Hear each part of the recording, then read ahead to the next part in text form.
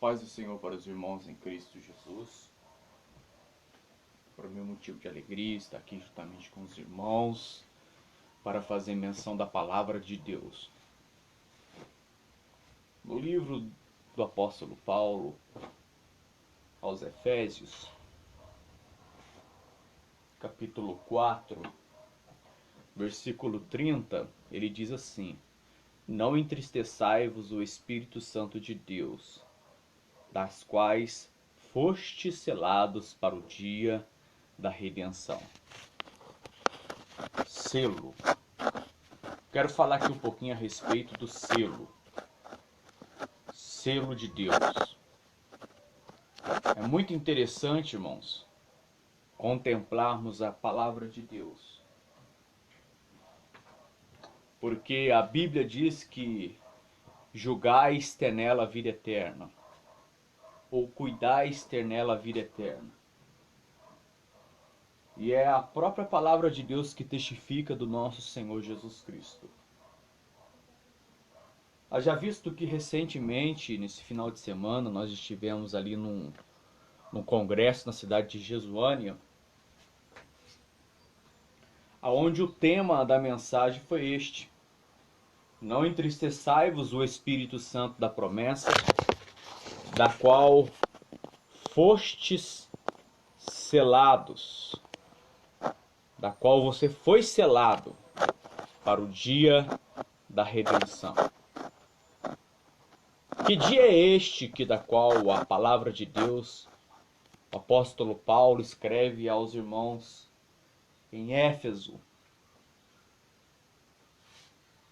É muito interessante analisarmos a palavra de Deus, porque o texto ele nos traz outras referências bíblicas para que se possa ser meditada. É muito legal a palavra de Deus porque existe a lei da hermenêutica, ou a hermenêutica, aonde diz que a própria Bíblia explica a Bíblia. Então, um texto inserido na carta aos Efesianos diz assim: Não vos entristeçai-vos o Espírito Santo, da qual fostes selados para o dia da redenção. Quem é o Espírito Santo? Para que os irmãos possam compreender um pouco a respeito de quem é o Espírito Santo, eu irei trazer uma breve explanação a respeito dessa pessoa linda. O Espírito Santo nada mais é do que o próprio Deus. Mas haja visto que nós, os pentecostais, nós acreditamos no Deus triuno. No Deus triuno, onde existe o Deus Pai, o Deus Filho e Deus Espírito Santo. E o Espírito Santo, sendo a terceira pessoa da Trindade, é ele que se encontra conosco hoje aqui na Terra. Porque se você parar para analisar os contextos bíblicos, você vai encontrar nas Sagradas Escrituras o próprio Deus, vindo no Éden para conversar com o homem antes de Adão e Eva caírem em seus pecados. Então Deus ele tinha essa comunhão com o homem lá no Éden. Deus ele tinha essa cumplicidade de poder vir e dialogar com o homem no Éden. Mas depois que o homem quebrou essa aliança diante de Deus, então diz a palavra do Senhor que Deus ele vai lançar suas maldições sobre ambos os que estiveram relacionados com aquele ato de transgressão à lei de Deus. Pois bem, então eu já provei para vocês quem é Deus. Deus, ele vinha de primeiro e falava com o homem. Aí a palavra de Deus diz que Jesus Cristo, em um dos profetas, vai falar que o seu nome seria chamado o Emanuel, que significa Deus conosco. Então, quando nós abrimos as Sagradas Escrituras nos Evangelhos, é muito interessante frisarmos isso, porque a palavra de Deus ali vai mostrar que estava Maria desposada com seu marido José. O que era desposada? Ela estava com um relacionamento. Esse relacionamento era muito sério, era muito levado a sério pelos judeus. Ou seja, ela estava comprometida com José para o casamento. Mas só que a Bíblia diz que lá no Éden, Deus falou que da semente da mulher nasceria aquele que esmagaria a cabeça de Satanás. Então o tempo passa, os anos vai passando, veio os profetas maiores, Isaías, Jeremias, Ezequiel, Daniel, os profetas menores, Oséias, Joel, Amós, Obadias, Jonas, Miqueias, Naum, Abacuque, Sofonias, Ageu e Zacarias. Por que há essa divisão entre profetas maiores e profetas menores? Vou lhe explicar. Não é por causa da estatura de tamanho dos profetas, não. Tem pessoas que pensam assim. É pelo tamanho dos livros pelas quais ambos escreveram. Então, a Bíblia diz que Isaías foi o que mais escreveu a respeito do Messias, que mais trouxe as veracidades de como Jesus apareceria. Pois bem, então a palavra de Deus vai nos mostrar, irmãos, de que Deus, então, ele, pela ação do Espírito Santo, ele vai fazer com que Maria se encontre grávida. E por ocasião dela estar grávida, diz a palavra de Deus, que o seu marido, sendo muito justo, José, ele tentou deixá-la secretamente. Ele quis deixá-la secretamente por causa da percepção de saber que ambos estavam em apuros. Por quê? Porque se ela tivesse grávida de José naquele momento ali, ela estava desposada com ele, ela não tinha casado com ele, então ambos iriam sofrer consequências. Então José, já sendo conhecedor de que Maria estava grávida, ele procura deixá-la e sair de perto dela, deixá-la secretamente. Mas só que ele acaba sendo avisado por um anjo de Deus. E esse anjo vai até ele dizendo para ele: não deixes a Maria, tua mulher, porque aquele que está sendo gerado dela é fruto do Espírito Santo. Então, depois que o anjo revela a José, então José retorna. E quando José retorna a Maria, ele torna-se então o seu noivo de novo, e ambos passam a ter a sua vida, levando a sua vida. Aí a Bíblia diz que nasce Jesus Cristo, Filho de Deus. Ao tempo passa e ele se tornou carpinteiro em Nazaré, porque a sua família, o seu pai José, era carpinteiro.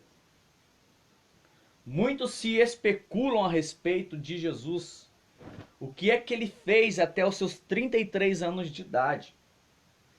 Jesus, como bom judeu, ele teve numa escola judaica.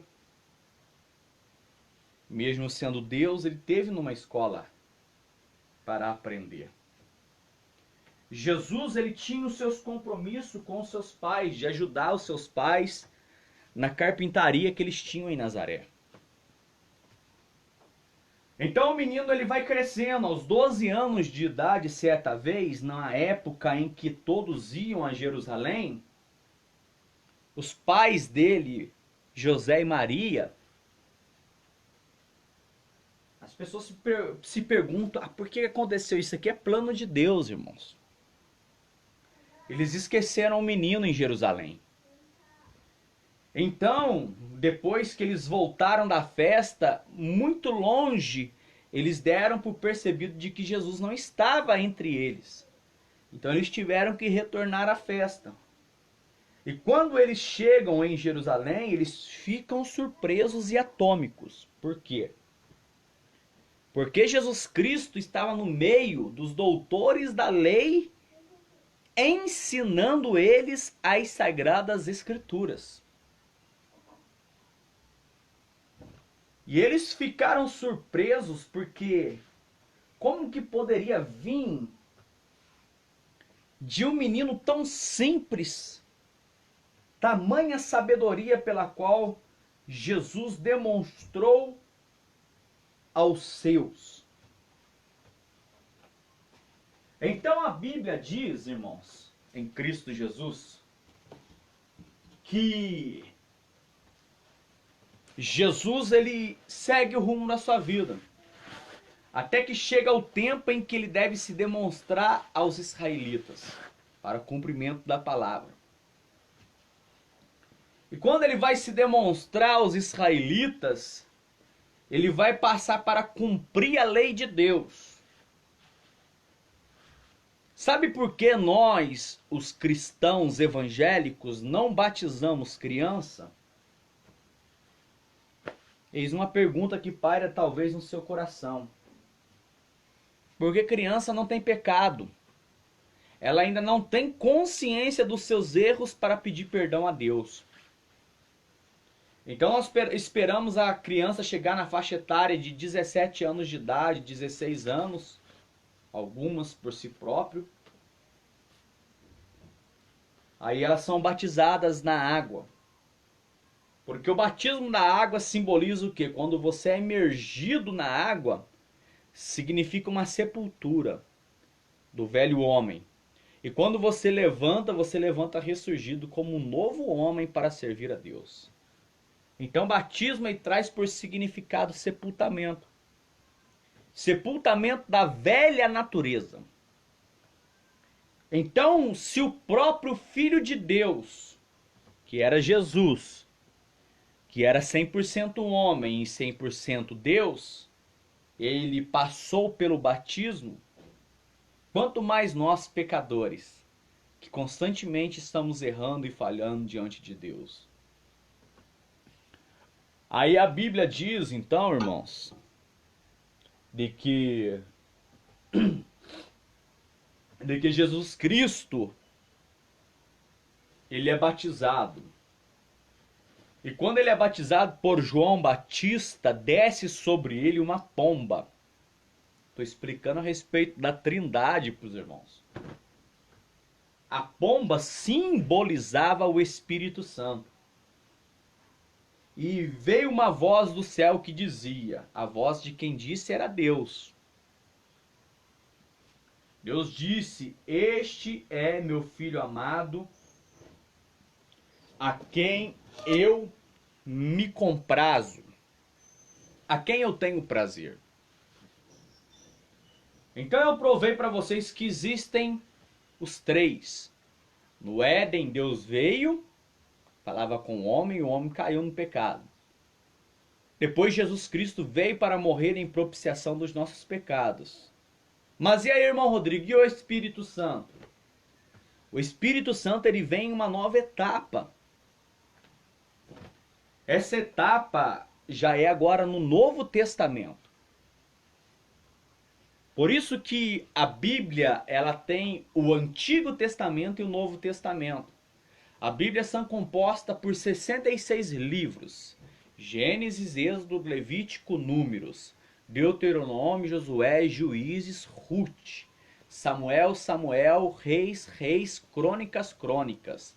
Esdras, Neemias, Ester, Jó, Samuel, Samuel, Samuel, Primeira Reis, Segunda Reis. Crônicas, Crônicas. Esdras, Neemias, Ester, Jó, Salmos, Provérbios, Eclesiastes de Salomão, Isaías, Jeremias, Lamentações de Jeremias, Ezequiel e Daniel, Oséias, Joel, Amós, Obadias, Jonas, Miqueias, Naum, Abacuque, Sofonias, Ageu e Zacarias. São livros do Antigo Testamento. Só que também há uma nova etapa. Existe uma página branca na Bíblia que está entre o Antigo e o Novo Testamento. Ali é o lugar onde nós chamamos de período interbíblico, em que Deus não falou com o homem durante 400 anos. Mas quando se abre-se os livros do Novo Testamento, nós já estamos na nossa era cristã. Na nossa era. Então diz as Sagradas Escrituras de que Jesus, quando ele vai ser assunto ao céu, ele vai fazer promessa aos discípulos dizendo: ficai-vos em Jerusalém, até que do alto vós sejai-vos revestidos de poder. Então os discípulos permaneciam no cenáculo reunidos. Depois de que Jesus ele é morto e ele ressuscita, ele vai se apresentar aos discípulos por 40 dias, com provas inefáveis a respeito da sua ressurreição, de que ele estava vivo. E quando cumpre-se os 40 dias, ele é assunto ao céu. Aí aparece anjos de Deus nos céus dizendo: varões da Galileia, ou varões galileus, por que vós estáis orando? Esse mesmo Cristo que dentre vós foi tomado, um dia ele voltará para si. Mas só que Jesus, antes de subir, ele disse que ele não nos deixaria órfãos, mas que ele enviaria o Consolador da parte de Deus que viria. A festa do Pentecoste já era uma festa que existe entre os judeus até nos dias de hoje. Eles comemoram o dia de Pentecostes. Então, por ocasião do Pentecostes, a Bíblia diz que havia em Jerusalém, de todas as regiões, eles vinham para Jerusalém para a festa do Pentecostes. E por ocasião da festa de Pentecostes, eles estavam reunidos, os discípulos, em um mesmo lugar, concordantemente em um mesmo lugar. Todos concordavam se reunir no cenáculo. E ali no cenáculo, durante 10 dias, eles não fizeram outra coisa a não ser orar e clamar a Deus. Porque Jesus disse: ficai em Jerusalém, até que do alto sejai-vos revestidos de poder. Poder aqui é dunamis, que traduzido na língua, ela significa dinamite. Até que vocês receberão dinamite, poder de Deus. E eles ficaram lá. Então, quando cumpriu-se o dia de Pentecostes, depois de 40 dias, mais 10 dias à frente, de repente veio do céu um vento impetuoso e encheu toda a casa em que eles estavam reunidos. E todos foram cheios do Espírito Santo e começaram a falar em outras línguas, conforme o Espírito Santo os concedia. Então, provei para vocês que existe o Deus Pai, Deus Filho, Deus Espírito Santo.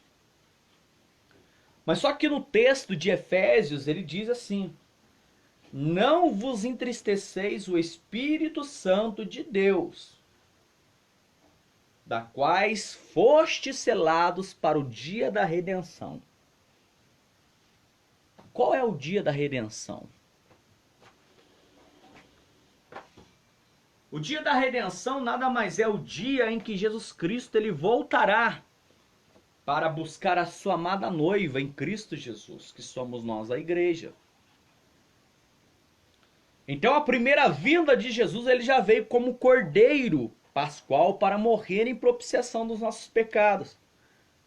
Mas haverá a segunda vinda. E essa segunda vinda de Jesus, ela é acompanhada por dois acontecimentos muito interligados um ao outro.